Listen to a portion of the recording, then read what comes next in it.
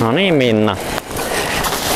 Nyt ollaan lähdössä sähköpyöräilemään. Vähän järskettää. Kesällä käytiin ja Kyllä. sähköpyöräilemässä ja innostuttiin, eikö niin? Kyllä, innostuttiin. Olit hyvä opettaja. Siksi olemme täällä nyt talvellakin. Eli pikku lenkki käydään tekemään ja kokeilee vähän mitä meillä syötteillä on reittejä. Sulta tuo penkin korkeus. Mä pidän lujasti kiinni. Käyt siihen penkille. Noin. Pyöritän muutaman kerran taaksepäin. Semmonen aika lailla 5 asteen kulma on semmonen ohje, virallinen ohje, että kun jalka menee suoraksi, niin siihen jää pieni koukku. Sähköpyörällä se ei ole niin justiinsa, mutta jos on liian alhaalla penkki, niin se etureidet alkaa kramppaamaan helposti. Aika lailla näyttäisi. Miellyttävä polku. Niin. Pyörät laitetaan käyntiin napista kohta ennen liikkeelle lähtöä. Jarrut on oikealla, on se takajarru, joka on, jos on vähänkään liukasta, niin se on aika paljon turvallisempi. Joo. Jyrkässä alamäessä, jos napsautetaan etujarru pohjaan, niin siinä saattaa lähteä tango ympäri, mutta tää takajarru on se kiva. Sitä voi käyttää. Etujarruakin voi käyttää, mutta sillain niin hillitysti. Joo. Ei lukita sitä.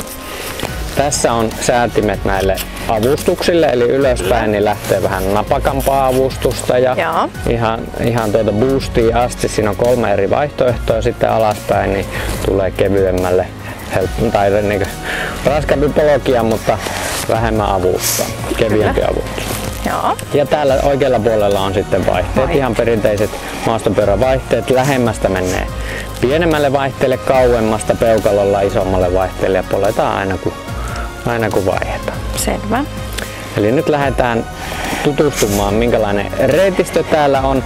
Rengaspaineet meillä pitää olla aika alhaiset. Nyt jos on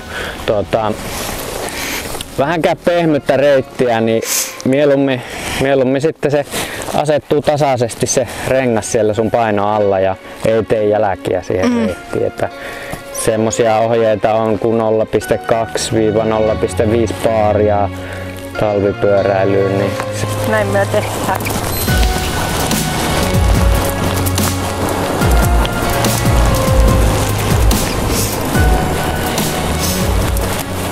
No niin, onpa hyvässä kunnossa reitti. No kova pohja. Ihan mahtava. Ei sitä syyttä suotta sanota, että syötteellä on mahtava ajaa pyörällä niin talvella kuin kesälläkin. No ei kyllä. Kyllä tämmöistä baanaa ei ehkä ihan joka paikassa ole. No tätä on tänä aamuna jo tehty. On. Mitäs muuta, olisiko tässä jotakin etikettiä, muuta mitä pitäisi nyt tietää vaikka tähän talvipyöräilyyn liittyen? Ei jätetä roskia luontoon ja retkietiketti ja pidetään itsestään huolta ja ollaan siivosti muita kohtaan. Kyllä tänne kaikki mahtuu, että se on ne. Monta kymmentä kilometriä tässä baanaa eessä. Sä et muuten tiedä, kuinka pitkä tää talvella on. Niin. En tiedä. Onko sulla kuinka paljon evästä mukaan? No vähän kahvia, vähän vettä ja vähän suolakeksi. No niin, eiköhän sillä pärjätä. Smoothieita löytyy kans.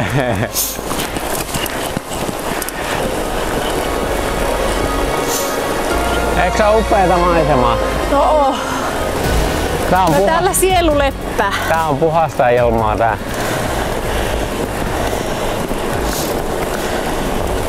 Ja hiljaisuus. Kuulu mitään muuta kuin meidän äänet. Niin. Miten voi suoralla tiellä? Näin voi tehdä, kun ei keskity. Tarvitko apua? No ei siinä saattaa käydä. Onko se Minna aikaisemmin ajanut talvipyörä? Minä en ole ajanut koskaan talvipyörällä. Täällä tämmöisellä niinku fat-paikalla? En. Joo. Tää on mulle niinku ihan kato.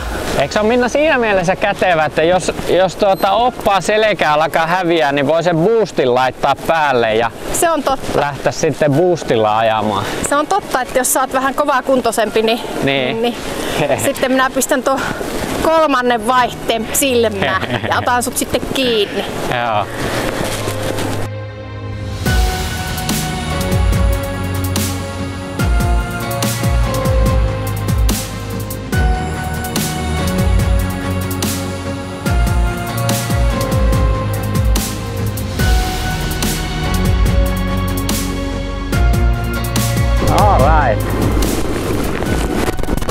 Siihen vielä kaadu. Mites meni? No, olipa hauska. Eiks ollut? Oli. Kiitos sinulle. Ihan mahtava tapa tutustua syötteen luontoon. Tässä nähtiin vähän niinku parhaat paikat tuossa kiekalla. Kyllä. Ehdottomasti. Ei tullut kylmä. Ei tullut. Tuliko kuuma? No ei semmonen mitkä hiki tullut. Joo, kyllä se vaan tuo sähkö auttaa. Kyllä. Näkee maisemia ja tiedätkö mitä me nyt tehdään? No. Sä sanoit tossa, että sä vielä joskus lähdet mun kanssa hiihtämään, niin vaihdetaan kamat ja hypätään ladulle. Jos sä opetat. No voi mä opettaa. Selvä. Parhaani mukaan.